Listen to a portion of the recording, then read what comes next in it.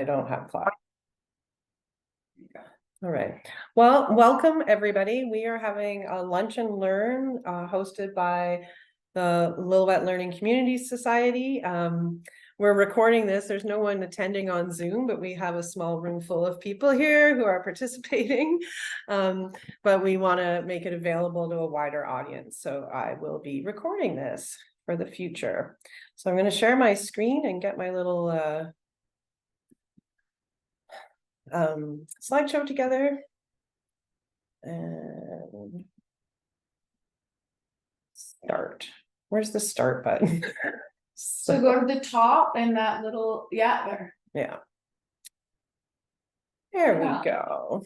So this is about what it takes to run a society. So societies have to have a specific mandate. They're run by a board of directors who do not receive any profit for their participation. One of the reasons you might want to start a society is because societies make good things happen. If you look at a small community like ours, pretty much all the fun cultural things that are happening here are being done by nonprofits. We got minor hockey, we have the music society, we have the hub, we have the library, and that's where all of this sort of social development work is happening. And one of the reasons that we pulled this meeting together is that often the funding that you can get is directly tied to what your constitution and bylaws have in them. So these slides, we can make them available so you can get all the links on them. This is just a little sort of chart that shows some of the benefits of being a nonprofit rather than being a for-profit. You know, a lot of the things that we might want to do, you could run as a business, but being a nonprofit is definitely advantageous for something that's not going to make money.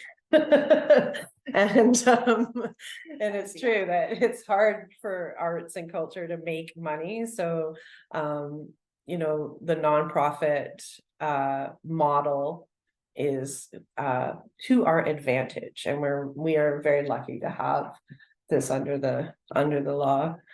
You know, you can walk through. It's fine. It's fine. Yeah, so I'm not going to read to you. You guys can read that. And are there any questions about those differences? I guess it would be good to note that there's also like subcategories within all of those things if you want to get more detailed. Like I know there is a difference between nonprofit and non-for-profit, and it has to do with donation receipts and like a charity versus just a nonprofit society. There is like some further breakdown. Absolutely. If you get it, but yeah. So if you want to start a society in British Columbia, it is governed by the Societies Act, and it's a pretty easy piece of legislation to read. I don't find it has some legal moments where you're like, what does that mean? But for the most part, it's really easy to understand. And if you want to start a society, that is the first place you should go. The link's down there. Go read the act and just get a sense of, because this is like telling you the rules you must follow.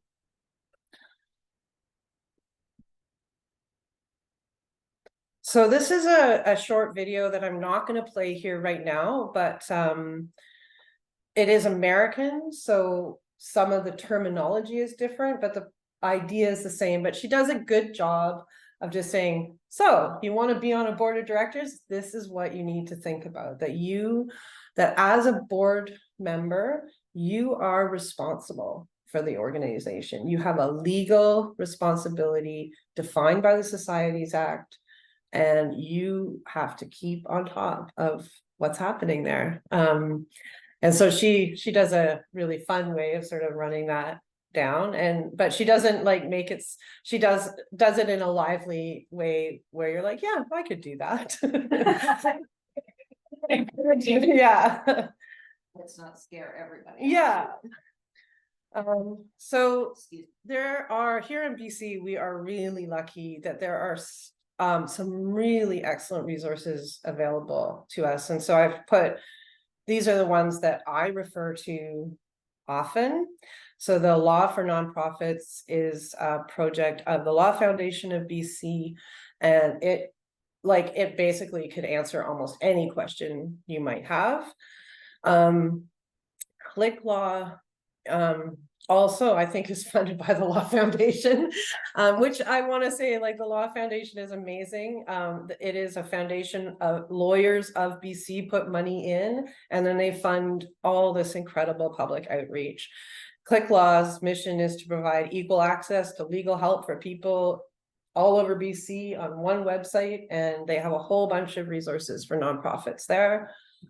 And then just the BC government, BC Registries has a really good checklist here on, you know, so you want to start a nonprofit, these are the things you need to, that's what you need to do. And from those sources, I have just a really brief startup checklist. You need to recruit your officers and directors. You need a minimum of 3 people. There's no maximum, but you have to have at least 3 people who say they're going to sign on. And there's a legal paperwork. You have to get them all to fill out the forms. You have to pick and reserve your name. You can't, you know, if someone else has the same name somewhere in the province, there's a registrar and you can't use it. So you have to, you know, have something that's unique. You have to determine your purpose, which is basically writing your constitution. And then you have to prepare your bylaws. Fortunately, the BC Societies Act has a sample set of bylaws, like just a boilerplate. So you can take that and just work it up for your own purposes. Then you have to take all that stuff, go on online and file it, and then you can open a bank account. And then the maintenance checklist, like every year, like you have to keep your files organized and in a safe place. There's privacy law that you will have to pay attention to. And the main thing you have to do is you have to hold an annual general meeting every year where you report, you make a financial report, and you elect the next set of directors. And then once you've done that, you have to tell the registrar of BC that you have done that, and it costs once a year, $40. You upload through BCEID your the record of your annual general meeting and who is on your board of directors, and that's like public information. So someone who has signed up and said, yes, I'm on the board, you know, for instance, if you've gotten established enough that you have a Canada Revenue Agency account, and you're a registered charity, anyone can go and look up who's on the board of this organization. They can look through the BC Registry of Nonprofits. Yeah, they can do that well. Yeah, that's right. So Yeah, so there's to be a charity to be transparent. That's true. That's right. Any nonprofit, you can go to the BC Registry as well and see who's on the board. You had a question? Yeah, in terms of the startup checklist, if you were gonna do like the bare minimum, how long do you think that would take? Day and a half. Okay, day and a half, people. All right. Yeah. I mean, one of the legal requirements is you have to have a minimum of 6 board meetings a year. Right? What's that? The Natural Society is like 3. Right. Well, I think But there's, the executive has more. yeah, you can The have, membership goes to the executive, I think. Mhm. Or There the are executive. there are some fine points there, and also you can sometimes, there's places where the Societies Act will say a rule, but they'll say, oh, if your bylaws want to change this a bit, you can. So for instance, you know, the legal age is 18. You have to be 18 or older to serve on a board, but any organization can make a bylaw that they're going to have youth representation. And then you can have someone who's 16 or whatever, you know? So, and again, in those legal resources that I supplied, there's some good charts that show, oh, where in the Societies Act you can kind of make your own rules. So. Yeah, and I think, oh, I'll just keep going on this. So like at one point, Megan asks me, so what does it take to have a society?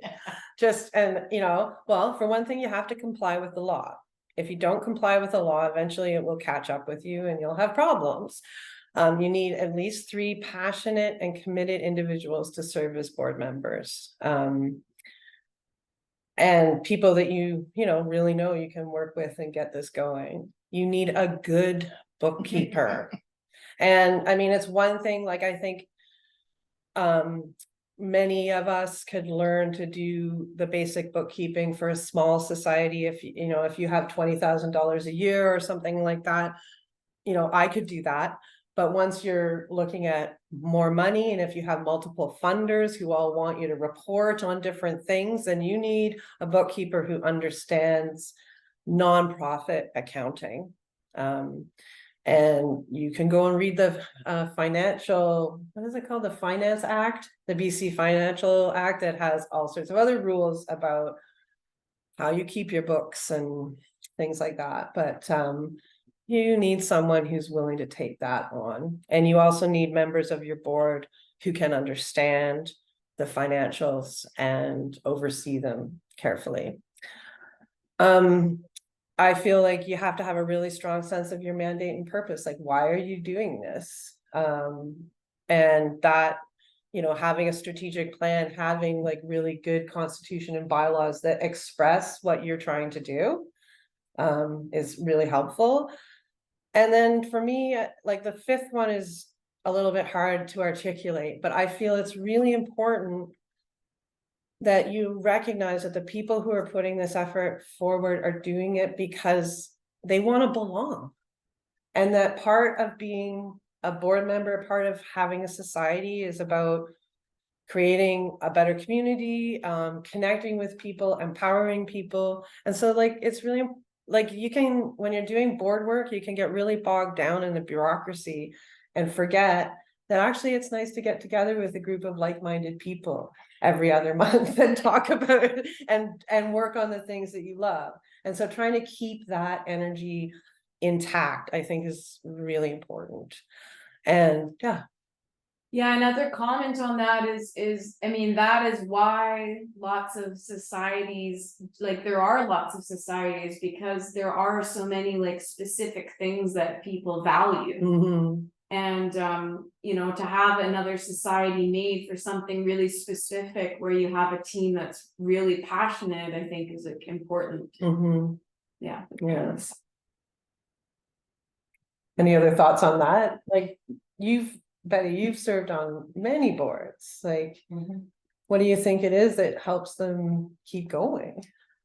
Yeah, I think the coming together and focusing on something that a group of people is passionate about is a great driver.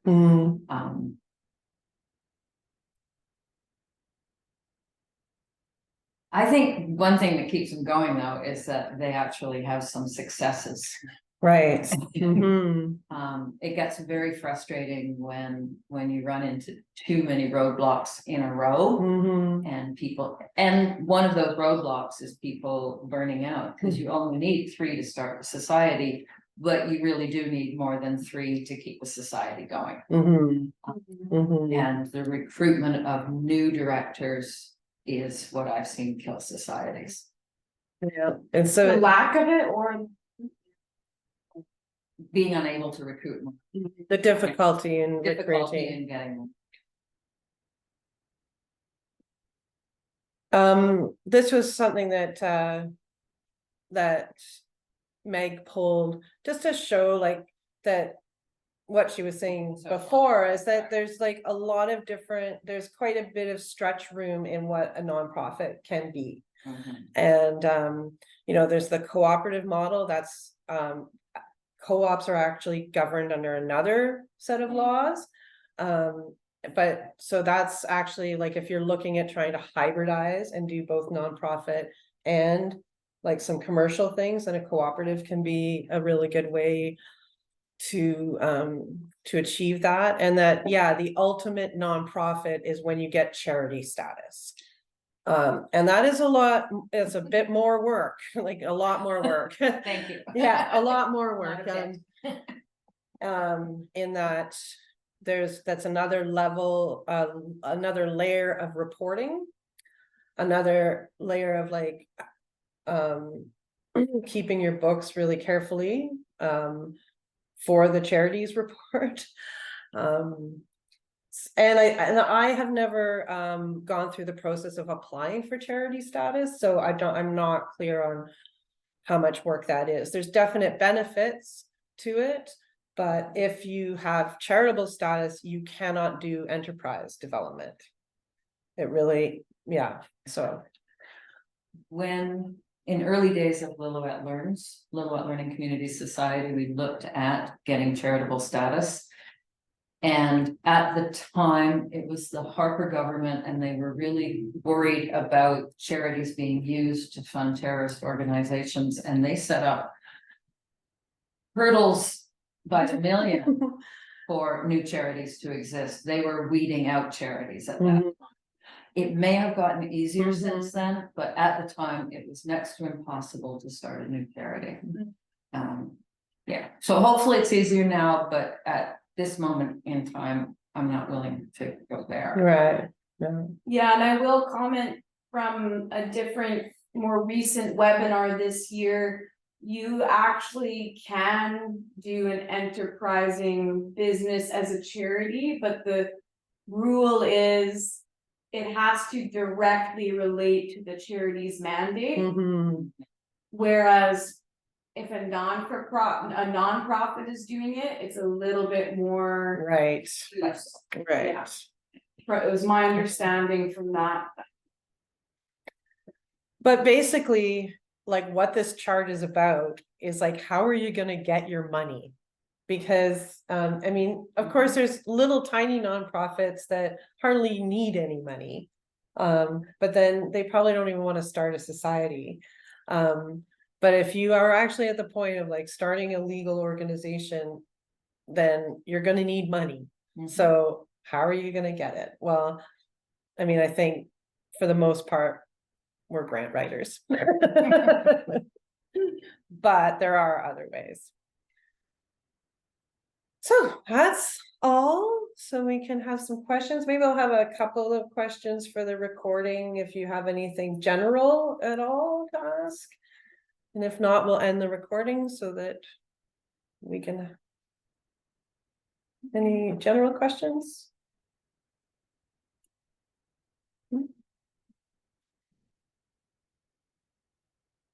Maybe more details on being a board member then. Okay. Because that's the important positions to fill. Well, being a board member, I think there's a few things that are really, really important. One is you show up when you say you're going to show up, and you commit to preparing. You come to the board meeting having read what was sent before, ready and able to actually discuss what issues are going on. You have to understand confidentiality. If you're hiring, like once you are an employer, then you have employment law that you have to pay attention to. One of the really important points is that as a board member, you are part of a group. No one person on the board has more power than anybody else on the board. You speak and act as a group. You never, so like, and it's really like if you were at a board meeting and didn't agree with the decision that was made, if the board said that's what we're doing, then you get behind it and you go with the rest. Or you say, no, we're not leaving this meeting until we come to an agreement that is everyone agrees with or whatever. But I think sometimes people think, oh, well, I'm the chair, I get to just do whatever I want. And no, the chair's job is to create the unified judgment of the rest of the group and make sure that everyone's together. And that when you go out into the community, if you're talking about your organization, you're saying things that everyone's agreed about. You don't sort of say, oh, yeah, we'll sign up and do that event next year if you haven't talked to everybody else, that kind of thing. Or come to an agreement, you don't actually agree with it, but you let it go ahead. And then you go out later and say, well, they just pushed this through and Right. I'm not behind it at all. Yeah. Right, that you distance yourself from a board decision, that is not acceptable as a member. Yeah, I mean, and sometimes you might actually be like, well, I don't agree with this exactly, or I don't want to do it, but if you guys are going to, okay, I'll stand aside, and that's all right. But then you don't go around the community like saying bad things about it. You just say, oh, I'm not involved with that or something, yeah. Can you just to be either consensus based or vote based? Yes, you can. Yes. Yeah, and so how you run your meetings is up to you. But it should be defined in your bylaws. You can say that your consensus, you use Robert's rules, or the better ones are the democratic rules of order. If people aren't familiar with that, it's a very, very simplified, it's very similar to Robert's rules of order, but Robert's rules of order is a book this thick. The democratic rules of order you can fit on a 1-pager, and so that everyone can understand this is how we're running our meeting. So it is a nice option to remember that you don't have to use Robert's rules, because then you'd have to have like 10 workshops on how to run a meeting. Yeah. What else about being a good board member? I mean, like I've worked on boards that had no staff, and where you're a working board. And so then it's, having a willingness to show up for more than just your board meetings. And then I've also been on a board where we are supervising staff. And then I feel like once you have staff, you have to commit to being a good employer and caring about your staff person or your staff people, and being their champion and having their back in the community and making sure that they're supported in their work and all of that. So, yeah. And frequently coaching. Yeah, coaching Staff. coaching staff.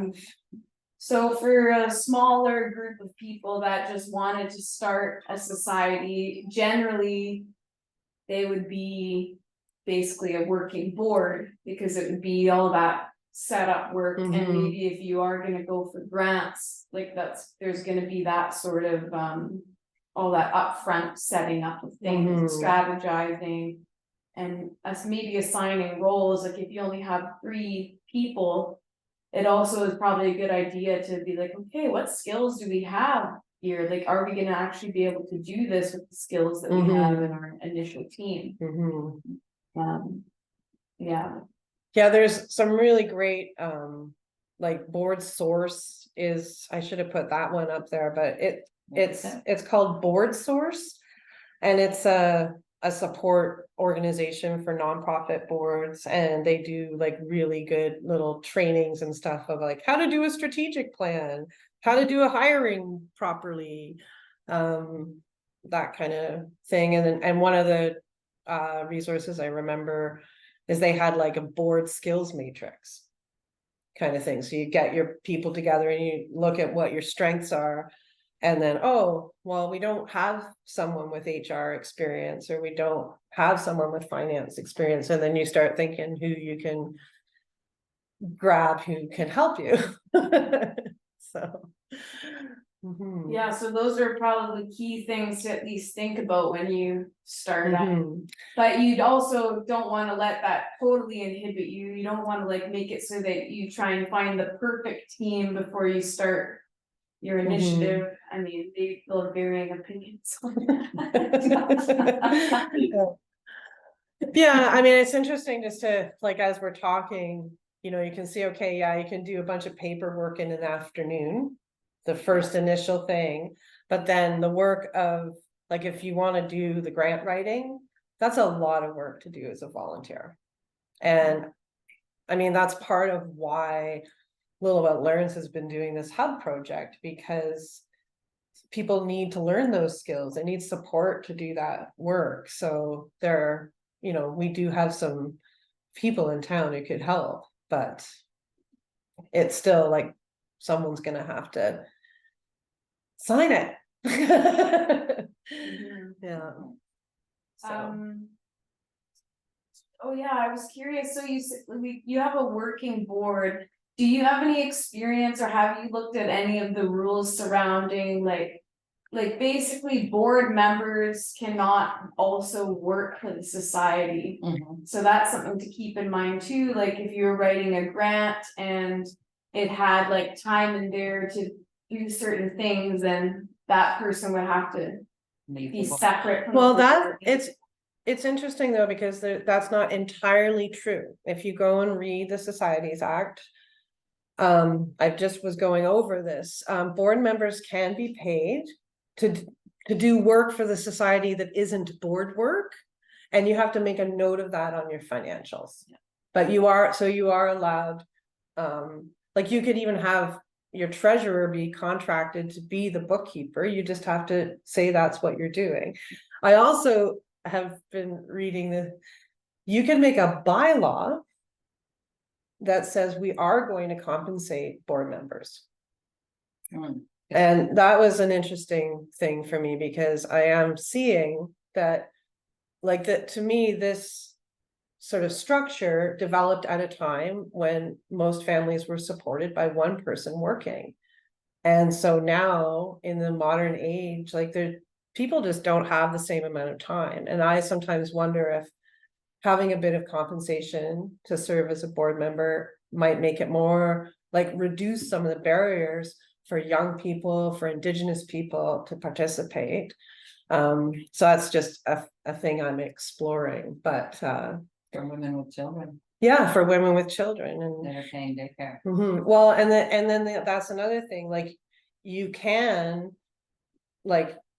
find ways, you know, like you can pay board members for their expenses of, like, the travel that they take, or if they need childcare to attend the meeting, you can put out money for those things to support people to participate. So they can't be employees, but they can be compensated. Yes. That's the difference. Yeah. And if you were really worried about it legally, you could explicitly add something about this in your bylaw. Yeah. Because most people, if you're just starting up, are using the boilerplate bylaws, but you can basically add anything in there. So that's Well, that's important. not true. You can't, well, you can add things that the law, that the act allows. Okay. You can't, like, you can't make your bylaws go past the act. She wants to be queen of the world. Yeah. But yeah, so your bylaws have to comply with the act. Yeah. Well, I think that's it for the recording, and if anyone who's watching this has any other questions, you can reach us here. There's a couple more coming up, and you can get in touch with us at the Lillooet Hub. And will we be sent the link for this presentation slides? Absolutely, We'll be yes. sent the link, and then just to speak about the other lunch and learns, like the one next week, it's gonna be pretty similar, recorded, but kind of go into the realm of social enterprise and relating to the Society Act and the Corporation Act in BC. And I'm going to school for this right now and learning a bunch of really awesome things, so I'm kind of just gonna share everything I'm learning and different social innovation terms, which I think is gonna also help explain and begin explaining to the community the story more of what the Community Connect Innovation Hub is actually, you know, trying to do. And then, yeah, the week after that, we're gonna have the Chamber of Commerce here. And they're gonna be presenting, and I'll be attending as well, our plans for next year. And the curriculum that we've developed as a baseline, basically to launch a Lillooet Entrepreneur Accelerator Program. So we're gonna be providing mentorship to help people grow their businesses, but also more to help them build the baseline skills to be a business owner or an entrepreneur, which we see in the community, like. So, yeah, Right? there's gonna be basically more information about that, then, so. Yeah, and if you wanna be on a board, come talk to, the Lillooet Learning Community Society and consider, you know, being a part of the team. Yeah, that would be great. Give us a call. Bye-bye.